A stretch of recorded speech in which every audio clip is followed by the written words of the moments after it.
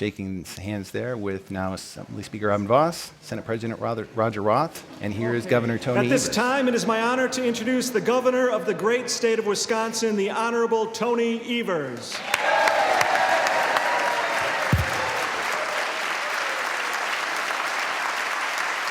Thank you.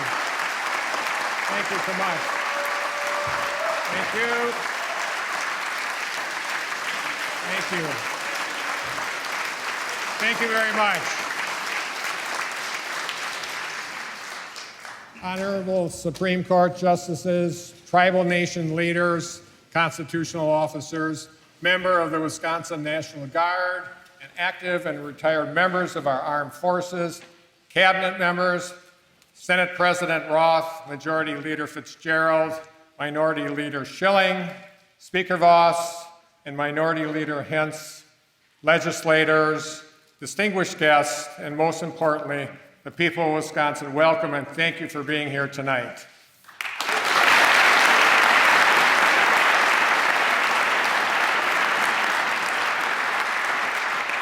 My partner in mischief, Kathy, is up in the gallery tonight, along with our daughter, Katie, our son-in-law, Colin, their daughter, Hannah, our son, Nick, and our daughter-in-law, Landa. Where are you folks? I can't see you.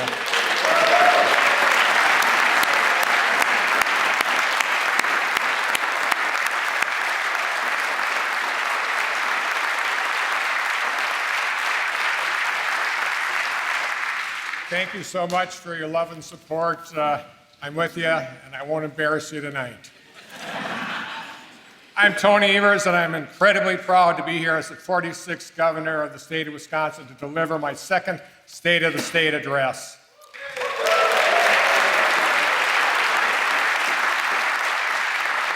As I reflect on my first year in office, although there were setbacks and occasional political posturing, what I call huffing and puffing, we also had a lot of success, and I'm proud of everything we accomplished in just a year's time.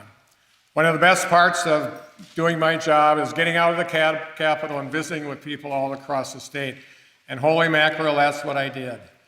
Lieutenant Governor Barnes and I visited all 72 Wisconsin counties this past year.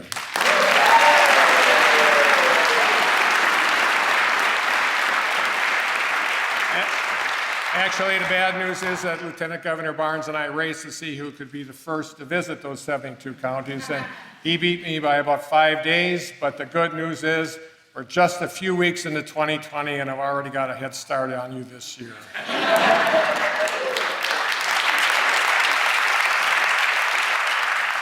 This past year, we also brought science back to the state of Wisconsin.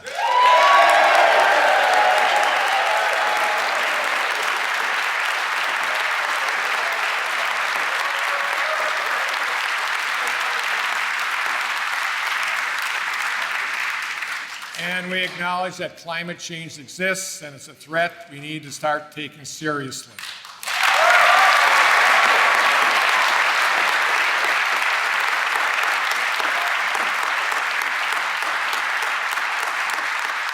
Lieutenant Governor Barnes is the chair of the Climate Change Task Force, working with local governments, industry and business leaders, and people from across the state on environment, stewardship, and sustainability. Thanks, Lieutenant Governor Barnes, for your good work on this.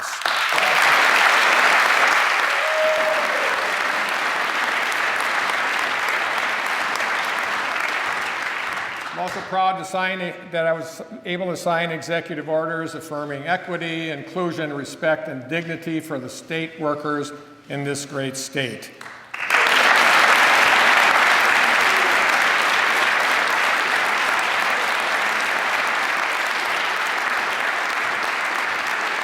Last year, I visited every single one of our agencies to thank our employees and to hear about the good work they're doing in our state.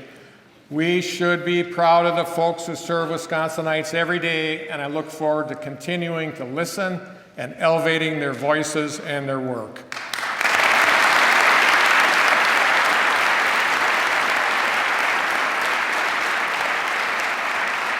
I also promised that criminal justice reform would be a central part of my administration. Although we have a lot of work to do on this issue, we made some important progress this year. For the first time in 8 years, a governor stepped a foot inside of one of our correctional institutions. And actually, it wasn't just one, I visited 6.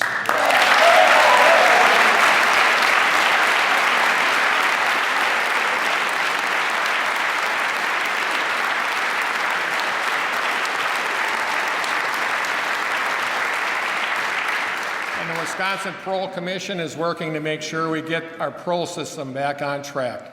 Our Parole Commission Chair, John Tate II, is here with us in the gallery tonight, and he has been doing a great job. Thanks for all your work on this issue, John.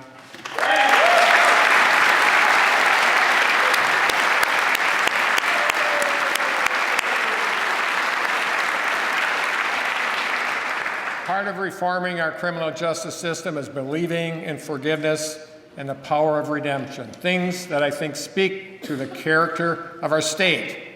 This past year, I also made good on my campaign promise to reinstate the Pardon Review Board.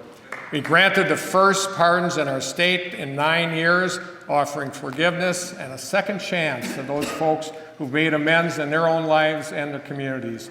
Congratulations to Katie and Annette, who are 2 of the folks we pardoned since taking office, and they're also up there in the gallery, and thank you for your being here.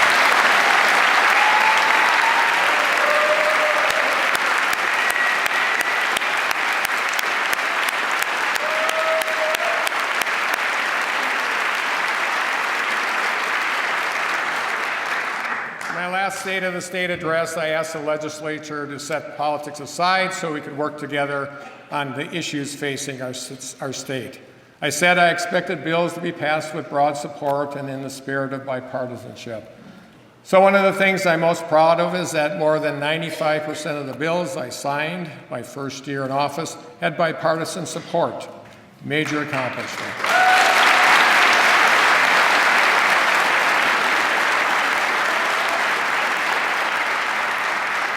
My golly, people worked together on some really important issues. Representative Lautenbach, Representative Kolste, Senator Koyenga, and Senator Bewley came together to work on expanding access to health care in rural areas by making sure that Medicaid covers telehealth services in Wisconsin.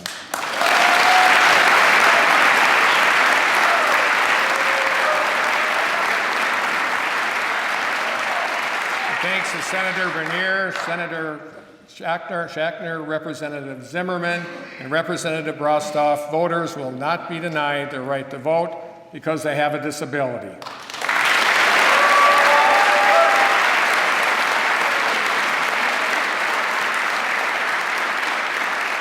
And because of Representative Thiesfeld, Representative Bowen, Senator Johnson, and Senator Darling's good work, we signed a bill to train commercial drivers on recognizing and preventing human trafficking in Wisconsin.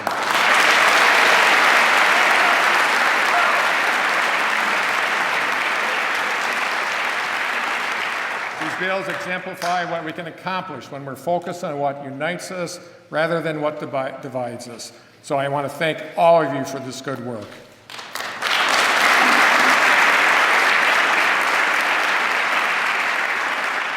So I believe, as I've often said, there's more to an economy than just counting job creation. Asking job creators across our state, and they'll tell you that investing in a foundation of good quality of life and a diverse workplace is critical to a growing economy. We have to connect the dots and focus on the fundamentals of economic development. It's pretty simple stuff, folks. Good roads, good schools, and good health care.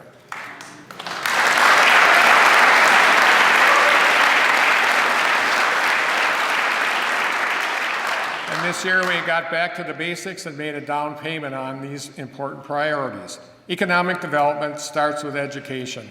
You know, what's best for our kids is what's best for our state. Although the budget I signed did not include my proposed $1.4 million for our kids, we still provided the largest increase in general aid to schools in more than a decade.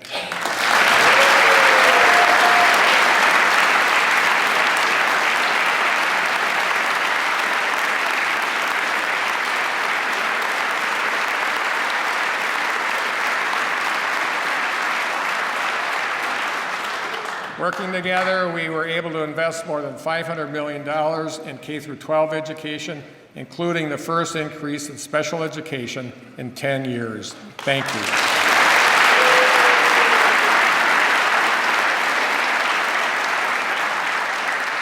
I also used my veto authority to add nearly $100 million more in per pupil aid than the budget passed by the legislature.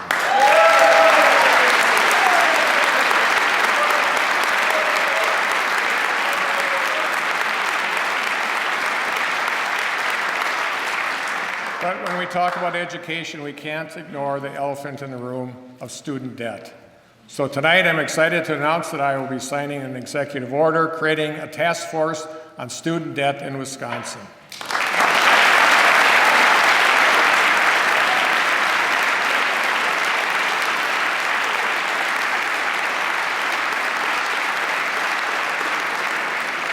We have to work on making higher education available to more folks in our state. We have to understand how education-related debt affects not just our students, but their families too. And we have to address the fact that student debt is preventing folks from buying a car, starting a business, saving for retirement, and starting for a family. So thank you to our Department of Financial Institutions Secretary, Kathy Blumenfeld, who is going to be leading this effort. I'm excited for the task force to get to work. Kathy's out there something.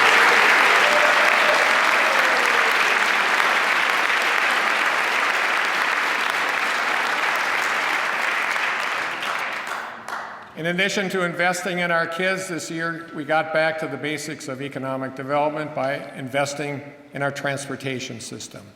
The budget I proposed provided a sustainable, long-term solution to our transportation funding crisis. And by the way, it didn't include raising the gas tax by $1.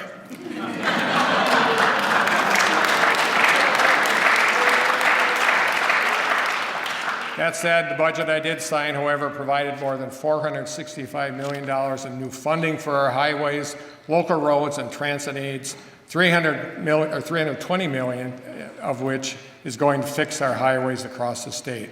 And we did that all while keeping bonding at the lowest level in 20 years. Thank you all for that.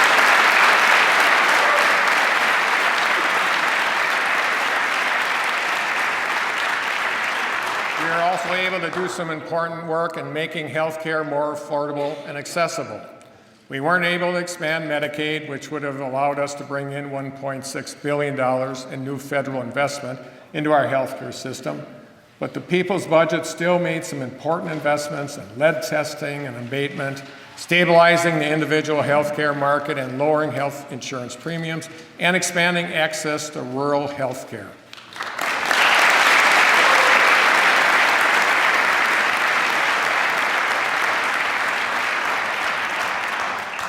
Finally, I delivered on my campaign promise for a 10% tax cut for Wisconsin's family. The people's budget, together with Assembly Bill 251, provided more than $500 million in tax relief for working middle-class families. That's money back in your pockets, folks.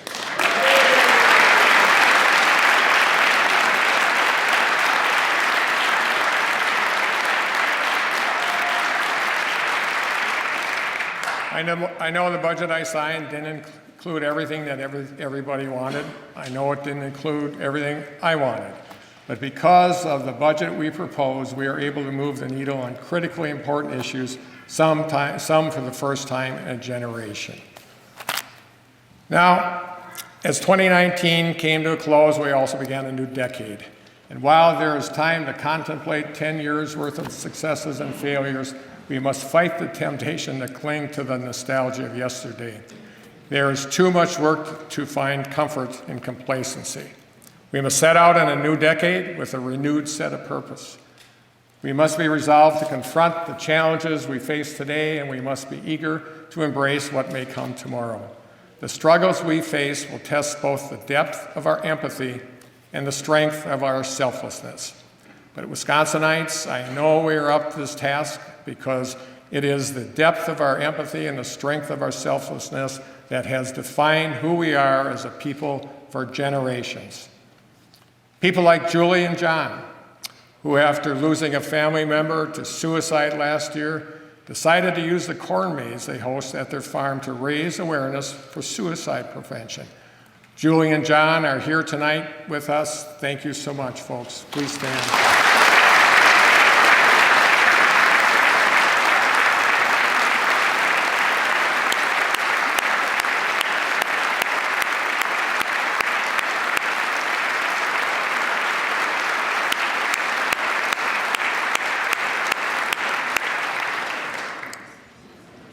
People like Reverend Mowers, who, after the only homeless shelter in his area closed a few years ago, worked with the Department of Safety and Professional Services to expedite the new shelter and get it open so his neighbors could have a place to stay.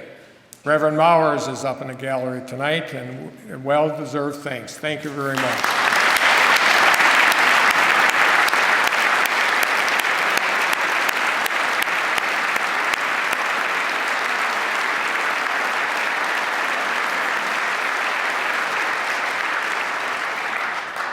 And people like Dua, who, when a gunshot rang out in the halls of her high school, ran to the nearby mosque where her father works and took more than 100 students with her to provide them shelter and cover.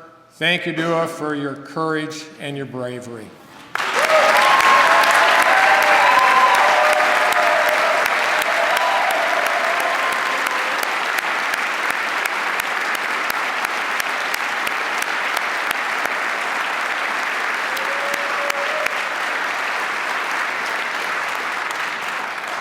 Because of people like Dua, Dave, Julie, and John, and people just like them all across Wisconsin, that I have never been more hopeful about the future we're going to create. When we get to choose how we define the next decade, and folks, we're going to do that tonight. We're starting tonight. In Wisconsin, we're known as America's Dairyland. It's even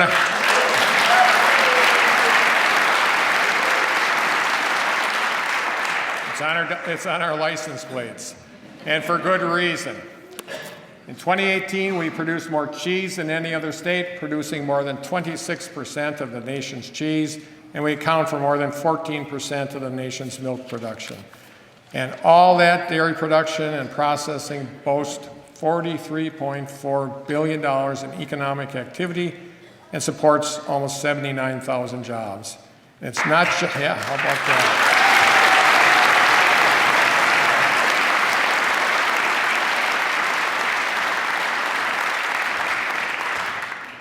There's milk in there. And it's not just cheese and dairy, folks. Our agriculture diversity is one of the strengths of our state. We're one of the leading growers and processors of vegetables, from potatoes to green peas to snap beans and carrots, and we produce 62% of the nation's cranberry crop. In 2018, we exported more than $3 billion in agriculture products to more than 140 countries. All in all, agriculture contributes nearly $105 billion to our state's economy.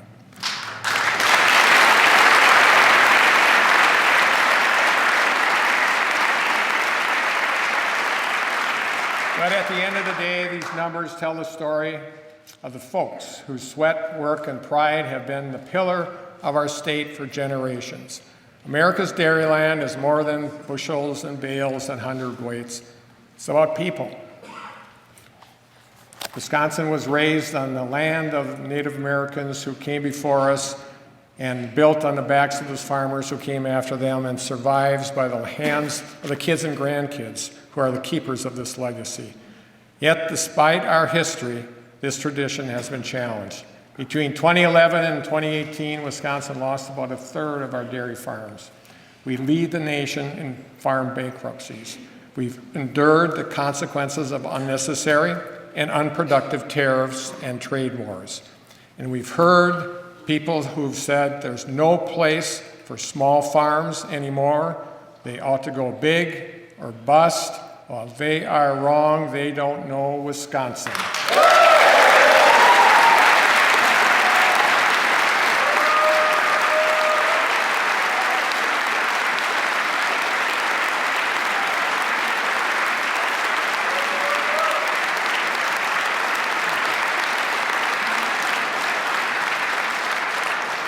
this state, no one carries the burden alone.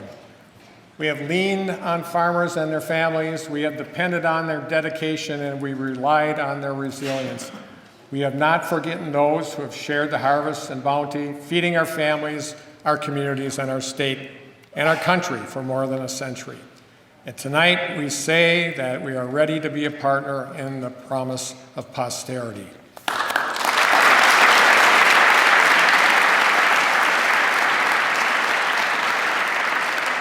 I'm announcing a three-pronged plan to start addressing these challenges. First, tonight, I'm calling a special session of the legislature next week to take up legislation to invest in our farmers, agriculture industries, and our rural communities.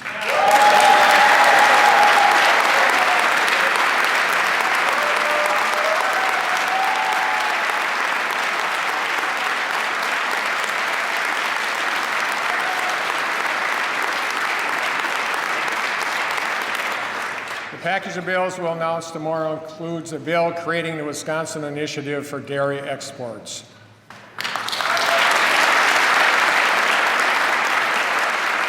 We have to start maximizing the efficiency in our small and middle-sized farms, and we need to build Wisconsin's dairy brand in international markets and increase dairy exports. So we're going to Gesundheit too. So we're going to set a goal of increasing Wisconsin's dairy exports by 20% of the United States milk supply by the year 2024.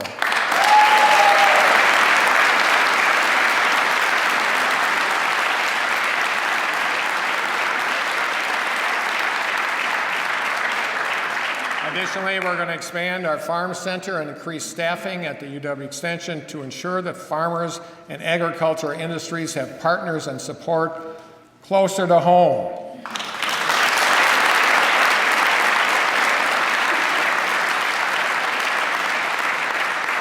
At the same time, we're also going to work to get the food our farmers produce to the tables right here in Wisconsin. So we're not only going to bolster our Farm to School program, but we're also announcing our Farm to Fork program that will help connect our farmers and the food they produce with our universities, our technical colleges, our hospitals, and local businesses across the state.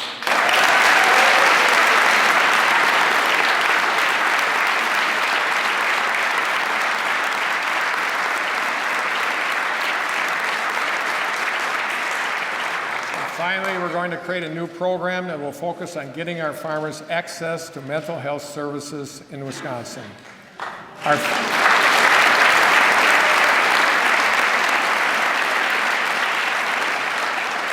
farm center is doing important work in this area, but we know folks are really struggling and they need access to those resources closer to home. Our mental health program will assist farmers in accessing mental health support. They will also help coordinate local and regional peer support programming and provide confidential one-on-one counseling and assistance to our farmers.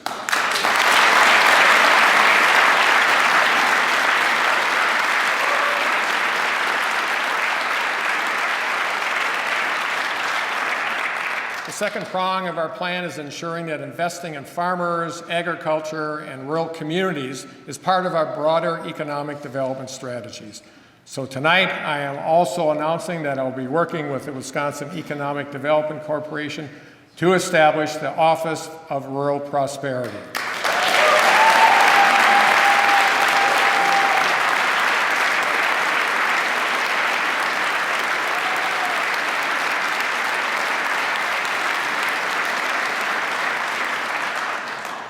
The office will provide a one-stop shop for the folks to navigate state programs and the resources that are available that are tailored to rural communities, businesses, and workers.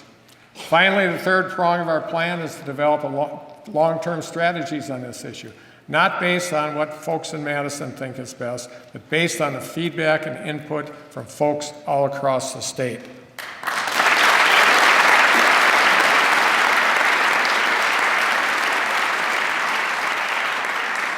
So tomorrow I'll make good on my campaign promise to create a Blue Ribbon Commission to help promote agriculture and rural economic prosperity.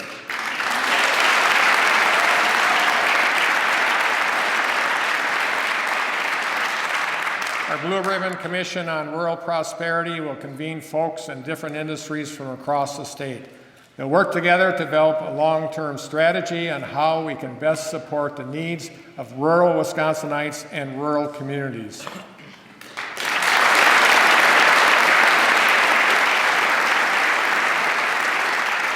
Some of these proposals aren't new. Many of them are a form of what I proposed in my budget that were unfortunately taken out. But here's the bottom line, folks. We're losing more than 2 dairy farms a day. And for each day we delay, the challenges will get harder and harder. So I want to be clear. I'm not under any misguided belief that what I'm proposing today is a silver bullet. In the coming months, it's going to take more listening than talking to hear from our farmers and our rural communities about how we can continue to invest in agriculture and rural prosperity across our state.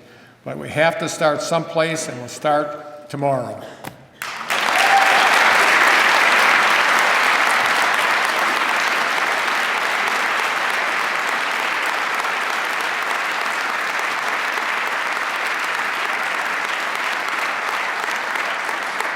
Finally, in addition to addressing these challenges, I'd like to talk about another issue folks in our state care about. In 2017, Hans, who is a dairy farmer and a Lincoln County Board Supervisor, introduced a resolution supporting nonpartisan redistricting, kicking off a trend across our state. Today, 50 counties representing 78% of the people of Wisconsin have passed similar resolutions. Hans is up there in the gallery with us tonight. Hans, thank you for your work on this very important issue. Hans?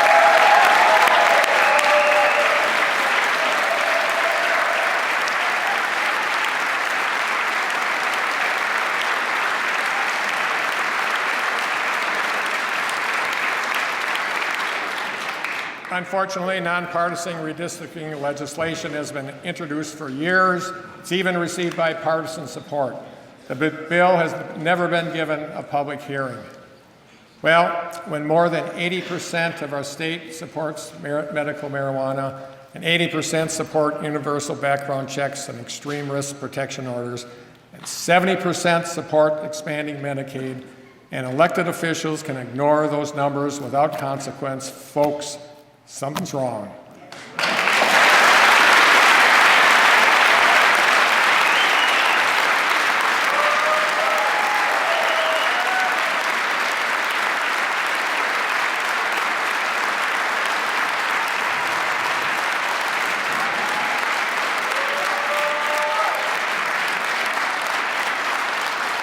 People who work in this building, who sit in these seats, and who drive the policies in our state should not be able to ignore the people who sent us here. The will of the people is the law of the land, and by golly, people should not take no for an answer.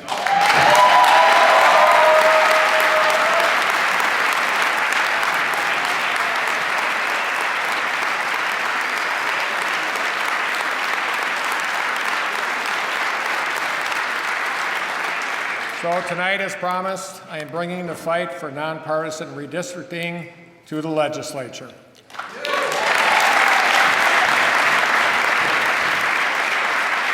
the coming days, I will be signing an executive order to create a nonpartisan redistricting commission who will draw the people's maps.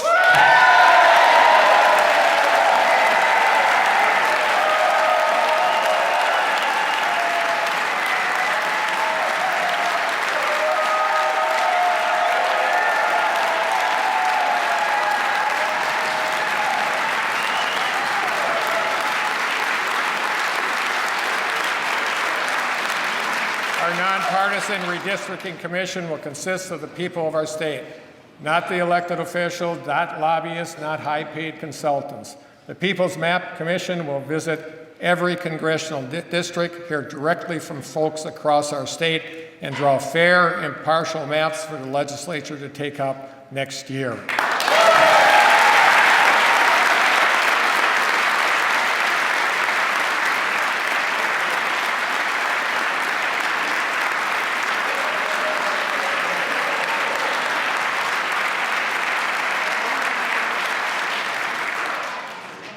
I believe, and Wisconsinites do too, that people should get to choose their elected officials, not the other way around.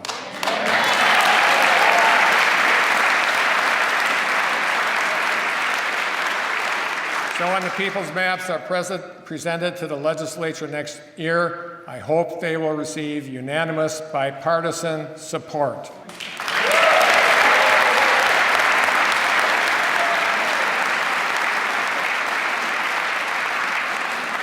From nonpartisan redistricting and investing in our rural communities to addressing youth vaping and capping the cost of insulin to closing the dark store loophole and getting PFAS out of our water, we've got a lot of work to do.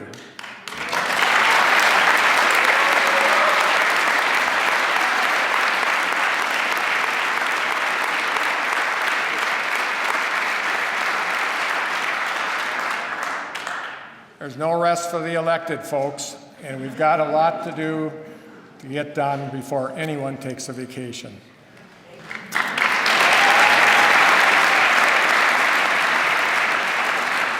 But as I stand here today and we turn to face the horizon of the upcoming decade, I have never been more hopeful about Wisconsin.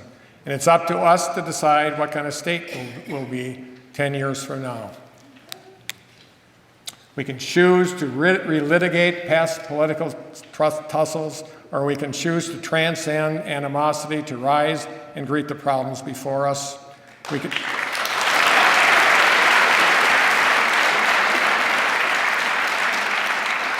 choose to resent the hand that helps another, or we can choose to celebrate our neighbor's prosperity because therein lies our prosperity too.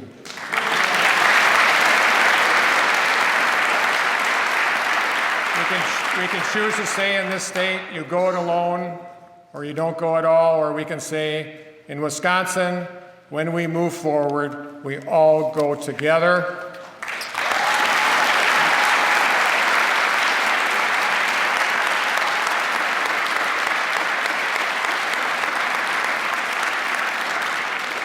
And you bet, we will most certainly face challenges, and yes, we will face adversity, but let us choose to be defined not by our indifference, but by our decency. Let's choose to be defined by the depth of our empathy and the strength of our selflessness. And let us plunge into the new decade chasing the charge of our bearers who came before us. Let's move forward together.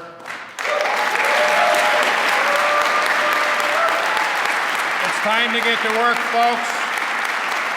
Thank you, and on Wisconsin.